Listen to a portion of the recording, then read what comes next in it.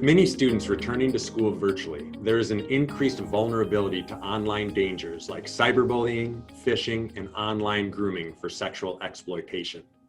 In a recent bust of 21 pedophiles in New Jersey called Operation Screen Capture, Attorney General Gruhl explained that reports to our Internet Crimes Against Children Task Force of potential predatory conduct against children are up as much as 50% during the COVID emergency, as homebound children starved for outside contact spend more time on the devices, and opportunistic sexual predators target them online.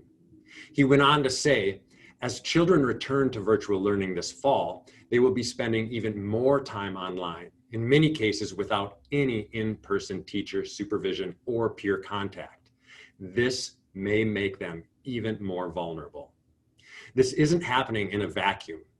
Here are some of the ways that we're all being affected by life under COVID-19 and how it leads to increased opportunities for exploitation and, in some cases, human trafficking.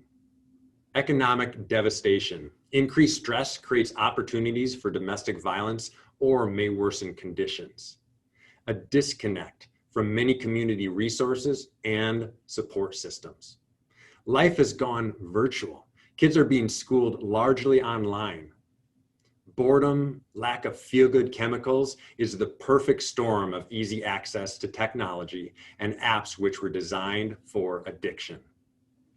Rise in child sexual abuse material. The National Center for Missing and Exploited Children recently shared that in July, that reports to their cyber tip line were up more than 90% between January and June 2020 over that same period last year. The biggest increase in child pornography is in children 8 and 9 years old. Thousands of uncategorized and unidentified photos. Why are kids especially so vulnerable online? Well, their brains are not mature. The prefrontal cortex, which is responsible for decision-making skills, is underdeveloped. Kids are inexperienced and easy to manipulate. They're looking to feel good chemicals, dopamine and oxytocin, can be achieved through likes on social media.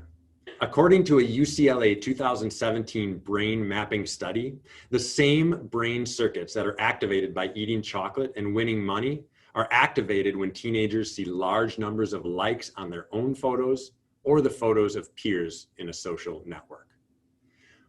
Why must we be talking to our children or young people? When a news article, a recent study shows 5,000 Minnesota high schoolers have traded sex for something of value. 1 in 5 kids have been sexually solicited online. 75% of youth who received an online sexual solicitation did not tell a parent. 75% of kids are willing to share personal information online about themselves and their family in exchange for goods and services. Now that we've identified why kids are so vulnerable to online dangers, our next videos will dive into 3 different safety concerns: online grooming for sexual exploitation, app-appropriate app use, and the dangers of online gaming. Each of these videos has an accompanying handout. For questions or concerns, message us on Facebook or email office@fiercefreedom.org, or you can find us at fiercefreedom.org. We want to come alongside you as a parent, guardian, or mentor so that you can protect the kids and teens in your life from the very real online dangers that they may be vulnerable to.